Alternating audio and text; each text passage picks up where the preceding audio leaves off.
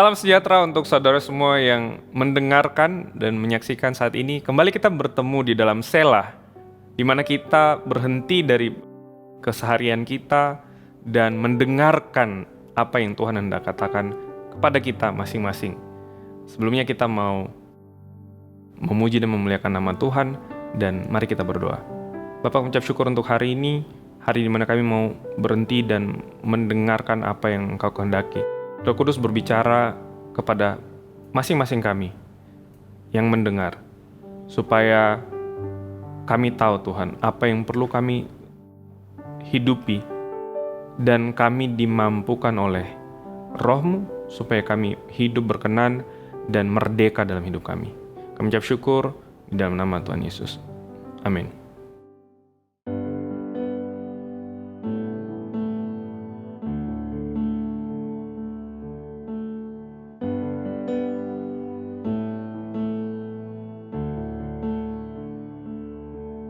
Saat ku lemah, Kau angkat hidupku. Saat ku jatuh, Kau topang tanganku. Kau penolongku yang setia, ku percaya padamu. Juru selamatku, tempat pengharapanku. Saat ku lemah, Kau angkat hidupku. Saat ku jatuh, Kau topang tanganku. Kau penolongku yang setia, ku percaya padamu. Juru selamatku, tempat pengharapanku. Aku percaya janji-Mu ya dan amin.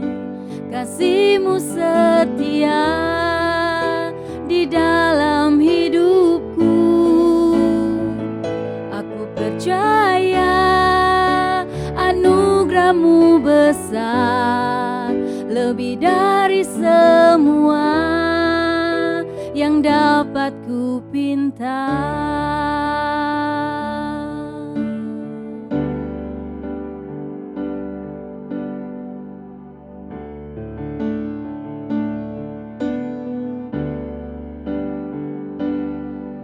Saat ku lemah, Kau angkat hidupku. Saat ku jatuh, Kau topang tanganku. Kau penolongku yang setia, ku percaya padamu. Juru selamatku, tempat pengharapanku. Aku percaya janji-Mu ya dan amin. Kasih-Mu setia di dalam hidupku. Aku percaya anugerah-Mu besar, lebih dari semua yang dapat ku pinta. Aku percaya janji-Mu ya dan amin. Kasih-Mu setia di dalam hidupku. Aku percaya anugerah-Mu besar, lebih dari semua yang dapat ku pinta.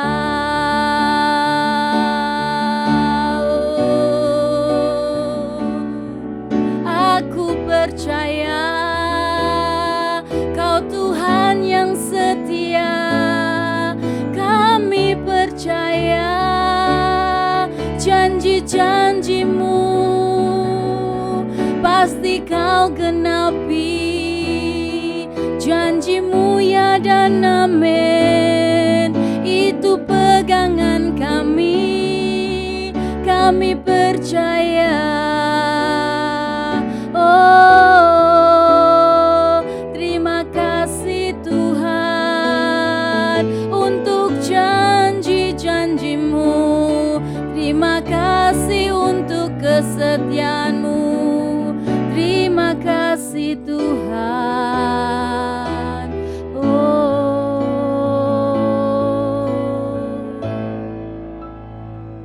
Aku percaya janjimu ya dan amin. Kasihmu setia di dalam hidupku. Aku percaya anugerahmu besar, lebih dari semua yang dapat kupinta. Aku percaya janjimu ya dan amin. Kasihmu setia di dalam hidupku. Aku percaya anugerahmu besar, lebih dari semua yang dapat kupinta. Lebih dari semua yang dapat kupinta. Lebih dari semua yang dapat kupinta.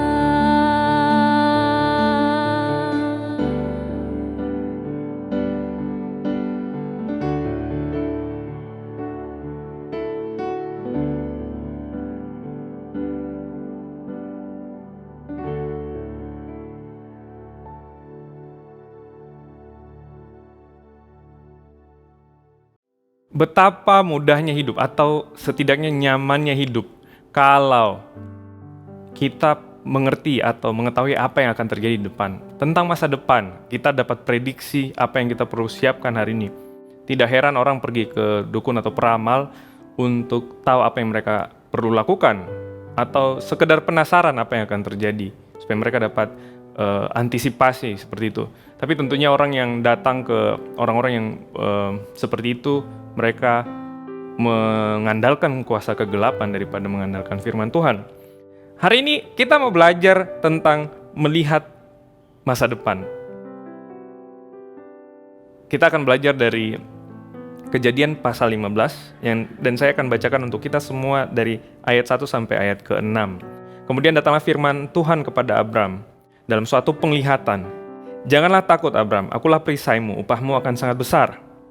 Abram menjawab, ya Tuhan Allah, apakah yang akan engkau berikan kepadaku karena aku akan meninggal dengan tidak mempunyai anak, dan yang akan mewarisi rumahku ialah Eliezer orang Damsyik itu. Lagi kata Abram, engkau tidak memberikan kepadaku keturunan sehingga seorang hambaku nanti menjadi ahli warisku. Tetapi datanglah firman Tuhan kepadanya demikian, orang ini tidak akan menjadi ahli warismu, melainkan anak kandungmu, dialah yang akan menjadi ahli warismu. Lalu Tuhan membawa Abram keluar serta berfirman, coba lihat ke langit, hitunglah bintang-bintang jika engkau dapat menghitungnya. Maka firman-Nya kepadanya, demikianlah banyaknya nanti keturunanmu. Lalu percayalah Abram kepada Tuhan, maka Tuhan memperhitungkan hal itu kepadanya sebagai kebenaran. Hari ini kita akan belajar tentang kebenaran firman Tuhan, mengenai siapa Allah kita dan bagaimana kita merespon tentang kebenaran itu. Yang pertama kita lihat di ayat pertama. Kemudian datanglah firman Tuhan kepada Abram dalam suatu penglihatan. Tadi saya bilang melihat masa depan. Di organisasi dan perusahaan, kita umum mengenal istilah statement visi atau pernyataan visi dari perusahaan tersebut. Perusahaan untuk menjadi nomor 1 di Indonesia dan lain sebagainya. Dan tentunya itu penting di dalam perusahaan, di dalam organisasi, supaya orang tidak terhilang dan larut atau tidak tahu apa yang mereka sebenarnya lakukan kecuali datang, bekerja, dan menerima gaji, atau datang, bekerja, dan memperoleh keuntungan.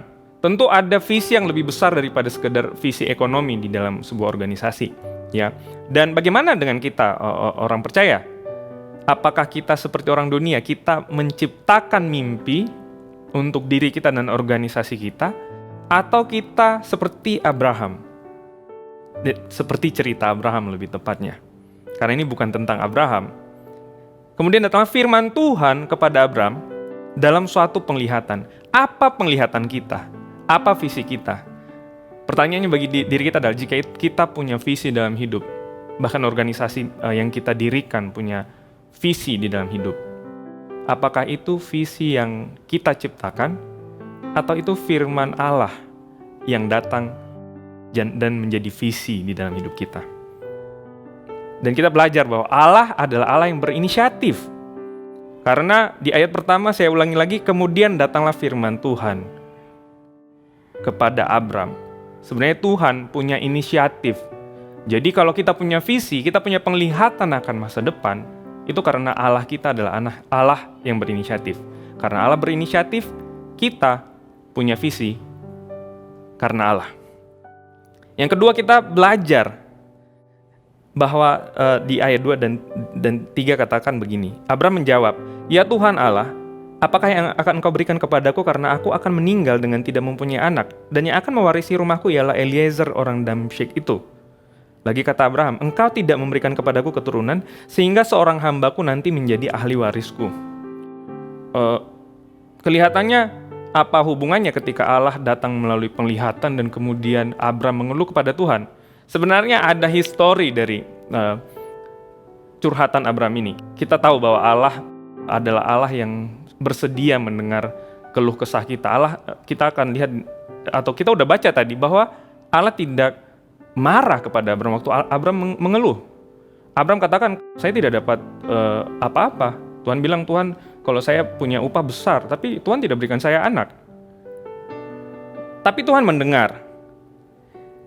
Mengapa Abram mengeluh? Sebenarnya di pasal 12 Kejadian, Allah pernah datang kepada Abram.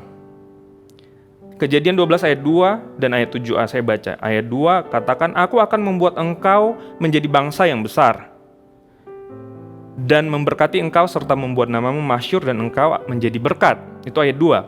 Ayat 7a, ketika itu Tuhan menampakkan diri kepada Abram dan berfirman, "Aku akan memberi negeri ini kepada keturunanmu." Ayat 7a, Tuhan bilang, negeri ini kepada keturunanmu. Allah menjanjikan negeri diberikan kepada keturunan Abraham. Waktu itu masih Abram. Allah yang berjanji, sama seperti tadi, Allah yang berinisiatif sehingga kita punya visi. Tetapi Abram mengingat janji Tuhan, dan dia sudah mulai seperti tawar hati. Di ayat 2 juga Tuhan bilang di pasal 12, "Aku akan membuat engkau menjadi bangsa yang besar." Bagaimana menjadi bangsa yang besar? Anak satu orang pun tidak punya. Dan itu sebenarnya keluh kesah Abram yang Tuhan dengarkan. Dan Tuhan tidak bingung seperti kita bingung. Tuhan menjanjikan di awal, dan di tengah jalan Tuhan datang kepada Abram, sama seperti Tuhan sedang datang kepada kita saat ini. Dia adalah Allah yang adalah sumber visi. Sehingga karena dia adalah sumber visi, kita menerima visi dari Allah. Kita tidak menciptakan visi yang buatan kita sendiri. Kita tahu firman Allah, dia adalah Allah yang menjadi sumber visi, dan kita menerima visi dari Allah, bukan dari tempat lain. Bukan dari agenda pribadi dan mencocokkan Allah atau memasukkan Allah di dalam agenda pribadi kita. Dan Allah tidak terhanyut dalam permasalahan kita. Dia tidak bingung. Justru dia menyegarkan janjinya kepada Abram. Dia menyegarkan visi yang dia dulu sudah berikan kepada Abram. Bahkan ketika Abram udah mulai tawar hati, tidak mungkin, upah bagaimana? Bangsa yang besar apaan? Negeri kepada keturunan siapa? Ya. Mungkin pertanyaan-pertanyaan itu muncul juga dalam seperti kita, dalam diri kita saat ini. Tetapi datanglah firman Tuhan di ayat 4. "Demikian orang ini tidak akan menjadi ahli warismu, melainkan anak kandungmu. Dialah yang akan menjadi ahli warismu." Lalu Tuhan membawa Abram keluar serta berfirman. Ini upaya Tuhan untuk menyegarkan Abram. "Coba lihat ke langit, hitunglah bintang-bintang jika engkau dapat menghitungnya." Tentunya Nah, Tuhan bukan memberikan perintah untuk Abraham untuk menghitung satu persatu. Tapi ini seperti kalimat retorik. Coba kalau kamu bisa hitung, hitungan gitu ya. Kayak bahasa kita sehari-hari ya. Hitungan kalau kamu bisa.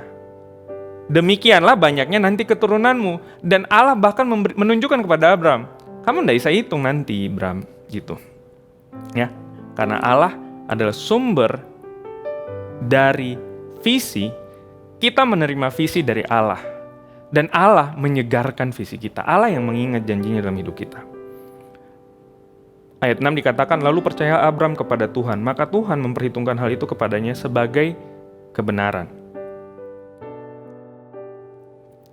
Kita belajar tadi di awal bahwa Allah adalah Allah yang berinisiatif. Dia datang dan dia berfirman sehingga kita punya penglihatan akan masa depan. Kemudian kalaupun kita sudah tawar hati, dia yang dari sejak semula yang berinisiatif, dia yang punya sumber, dia yang menjadi sumber dari visi, dia yang menyegarkan visi itu dalam hidup kita. Dan dari sini kita belajar bahwa Allah yang tahu masa depan, dia layak dipercaya. Allah kita Allah yang layak dipercaya. Tidak peduli apapun yang sedang terjadi dalam hidup kita sekarang, kesesakankah, masa sulitkah, terobosan yang tidak kunjung terjadikah, kesembuhan yang masih belum datangkah, atau bahkan kehilangan, atau bahkan duka cita yang masih terasa dalam hidup kita, apapun itu, tidak mengubah kebenaran bahwa Allah adalah Allah yang layak untuk dipercaya. Sehingga respon yang benar, yang pantas adalah kita mempercayai Allah. Kita meresponi visi Allah dengan percaya kepadanya. Lalu pertanyaannya kemudian, tentunya untuk di setiap kita, apa relevansi dari kebenaran ini dalam hidup kita masing-masing? Kita bukan Abraham tentunya. Tapi pertanyaannya adalah, apakah Tuhan akan datang kepada saya dan berfirman untuk misalnya menghitung ke langit dan kemudian itu adalah mujizat yang saya butuhkan? Tentu tidak. Kita perlu bergerak dari satu kepastian. Orang di luar butuh kepastian, mereka ciptakan sendiri. Kalau kita tidak menciptakan kepastian itu. Kepastian yang pertama kita dapatkan karena karya Kristus yang sudah selesai di atas kayu salib. Kemudian Kristus yang adalah kepala jemaat, kita sebagai tubuhnya, kita sudah punya satu kepastian, visi yang jelas, kerinduan Allah untuk memakai gerejanya menjadi berkat di tengah-tengah dunia dalam karya keselamatan yang dia sudah lakukan dan dia sedang kerjakan melalui tubuhnya. Itu hal yang pasti. Mari kita memulai dengan kepastian ini. Kita mengambil bagian di dalam tubuh Kristus, bergerak bersama, hidup bersama, menjadi sebagaimana semestinya tubuh Kristus di dalam visinya, untuk menjadikan semua bangsa murid Kristus, dan membaptis mereka di dalam nama Bapa dan Putra dan Roh Kudus, dan mengajarkan mereka apa yang sudah kita ajarkan, pengajaran yang sehat, yang murni, yang kita miliki, jadi warisan kita sebagai tubuh Kristus. Mari kita bersama-sama bergerak di situ, sehingga ketika kita berada di dalam visi yang kolektif yang sebagai tubuh Kristus, kita akan menemukan apa kehendak Allah bagi hidup kita masing-masing di dalam visi itu. Apakah Anda sudah memiliki visi pribadi saat ini yang Anda terima dari Tuhan? Kapan Anda mulai kembali, jika Anda sudah pernah berhenti atau beristirahat, mengambil bagian proaktif di dalam tubuh Kristus untuk mengerjakan visi Allah di tengah-tengah dunia? Biar ini menjadi pertanyaan yang menjadi renungan buat kita semua, dan Roh Kudus yang akan memberikan pencerahan dalam hidup kita. Roh Kudus yang akan menunjukkan kepada kita apa yang perlu kita lakukan. Hal-hal sederhana tetapi yang Anda tahu pasti itu adalah kebenaran firman Tuhan dalam hidup Anda. Mari kita berdoa. Bapa, kami ucap syukur Tuhan untuk kebenaran firman-Mu. Engkau Allah yang berinisiatif, sehingga kami tidak perlu khawatir. Bahkan ketika Abraham belum tahu dia akan punya anak. Engkau Allah yang punya visi. Engkau Allah yang punya mimpi Tuhan, bahwa akan tiba saatnya Kristus lahir dari keturunan Abraham. Engkau sudah melihat di depan, Engkau berinisiatif melalui keturunan Abraham, semua bangsa akan diberkati. Biar kami mau Tuhan, melihat dari sini, apapun kebutuhan kami, Engkau Allah yang punya inisiatif, Engkau yang mengerjakan pekerjaan baik dalam hidup kami. Kami juga belajar Tuhan, Engkau Allah, sumber visi kami. Biar kami tidak bingung, kami tidak khawatir tentang apa yang perlu kami lakukan di masa yang akan datang, apa yang akan terjadi di masa yang akan datang. Dan kami belajar bahwa Engkau Allah adalah Allah yang layak dipercaya. Sehingga Tuhan, kami saat ini mau meresponi Tuhan dengan datang ke hadapan-Mu, mengakui bahwa Engkau Allah yang berinisiatif, kami tidak perlu khawatir. Engkau Allah adalah sumber dari visi itu, sehingga kami tahu Tuhan, Engkau yang akan menyegarkan visi itu dalam hidup kami Tuhan. Dan ketika kami menyambut visi-Mu Tuhan, kami percaya karena Engkau Allah yang layak dipercaya. Dan biar kami Tuhan mau percaya. Kami ucap syukur Tuhan untuk kebenaran firman-Mu. Biarlah anugerah-Mu yang memampukan kami untuk hidup merdeka dari kebohongan yang musuh taruh di dalam kehidupan kami. Dan kami mau dibangkitkan, dihidupkan Tuhan. Supaya hidup kami menjadi surat yang terbuka untuk orang lihat bahwa bahkan kami Tuhan pakai untuk menjadi berkat untuk orang lain. Terima kasih Tuhan. Kami ucap syukur di dalam nama Tuhan Yesus. Amin. Tuhan Yesus memberkati.